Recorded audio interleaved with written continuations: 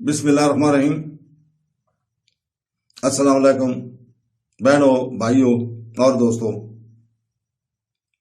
آج سوال و جوابات کے سلسلے میں ہم ایک سوال کا جواب دے رہے ہیں کہ کیا چیز ایک شخص کو دائرہ اسلام سے باہر لے جاتی ہے؟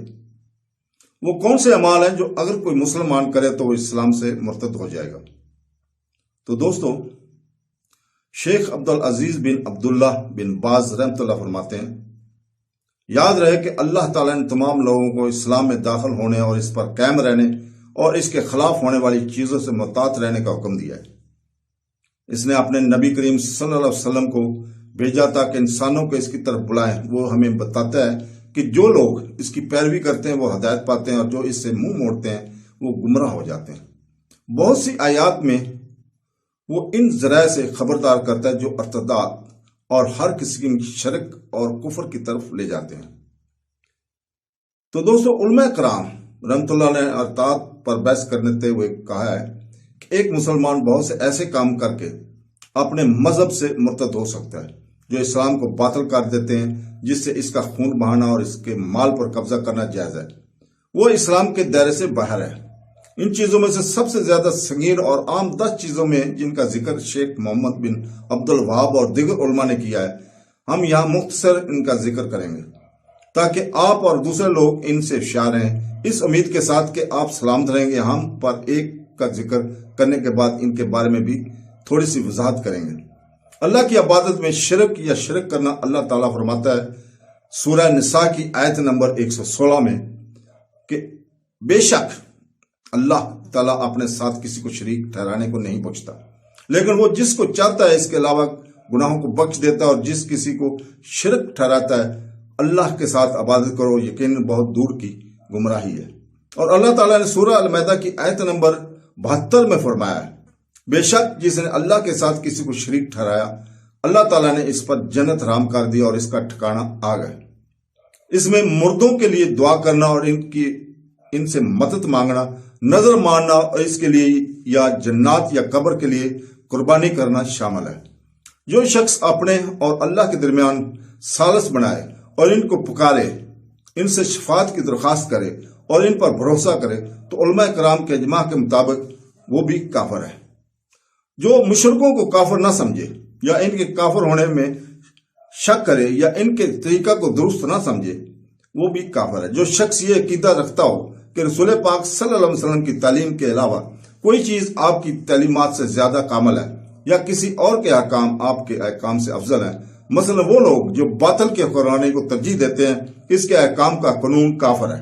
جو شخص رسول پاک صلی اللہ علیہ وسلم کے لائے ہوئے کسی حصے سے بغض رکھتا ہو، خواہ اس کے مطابق عمل کرے تو وہ کافر ہے، کیونکہ اللہ تعالیٰ کا فرمان ہے سورہ محمد کی آیت نمبر 9 میں اللہ تعالیٰ فرماتا ہے، جس کا ترجمہ ہے یہ اس لیے ہے کہ وہ اللہ کے نازل کردہ قرآن اور اسلامی قوانین سے نفرت کرتے ہیں تو اس نے ان کے اعمال کو ضائع کر دیا ہے۔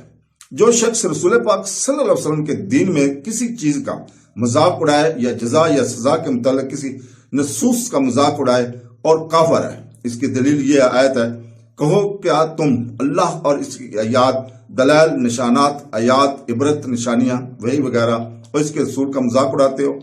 اللہ تعالیٰ نے سورہ توبہ آیت نمبر 65 اور 66 میں فرمایا کہ عذر نہ کرو، تم نے ایمان لانے کے بعد کفر کیا، جادو ٹونا، ایک شخص کو دوسرے کے خلاف کرنے یا کسی کو دوسرے سے پیار کرنے کے منتر سمیت جو بھی ایسا کرے یا ایسے منظور کرے وہ کافر ہے۔ اس کی دلیل یہ ہے آیت ہے، اللہ تعالیٰ نے سورہ البقرہ کی آیت نمبر 102 میں فرمایا لیکن ان دونوں فرشتوں میں سے کسی نے بھی کسی کو ایسا نہیں سکھایا، یہاں تک کہ یہ کہہ دیا کہ ہم آزمائش کے لیے ہیں، لہذا کفر نہ کرنا، ہم سے یہ جادو سیکھ کر۔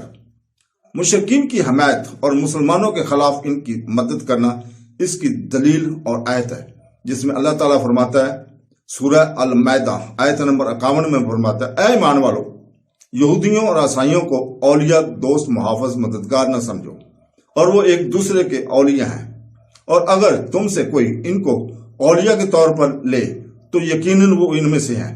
بے شک اللہ ان لوگوں کو ہدایت نہیں دیتا جو ظلم اور ظالم ہیں۔ जो शख्स ये अकीदा रखता है कि कुछ लोगों को शरीयत मोहम्मदी सल्लल्लाहु अलैहि वसल्लम से बगैर काम करने की इजाजत है, जिस तरह अल-ग़िज़र ने मूसा अलैहिस्सलाम के कानून के बाहर काम किया, वो काफिर है, क्योंकि अल्लाह ताला का फरमान है।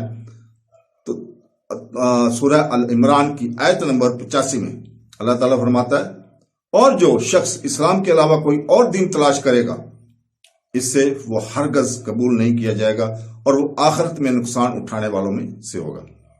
अल्लाह के दीन से मुंह मोड़ना और इससे ना सीखना और इसके मुताबिक अमल ना करना, इसकी दलील ये आयत है।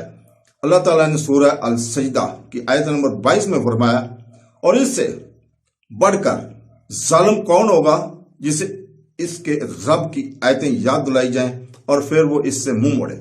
बेशक हम मुजरमों, काफरों, मुशरिकों, गुनाहगारों से बदला लेंगे। इन तमाम कामों के बारे में जो इस्लाम की कलादम करार देते हैं, इससे कोई फर्क नहीं पड़ता कि कोई शख्स मजाक कर रहा हो, संजीदा हो या खौफजदा हो, जब तक कि इसे मजबूर ना किया जाए। ये सब बहुत संजीदा है और वो सब बहुत बड़े होते हैं।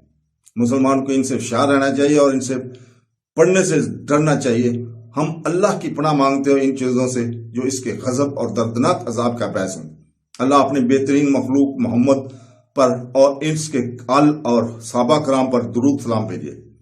चौथी किस्म में वो लोग शामिल हैं जो ये समझते हैं कि मुर्दों के वादा करदा निज़ाम और क़वानीन इस्लाम की शरीयत से बेहतर हैं या इसके बराबर हैं या इसके फैसलों के और अहकाम के लिए इसके तरफ रुजू करना जायज़ है।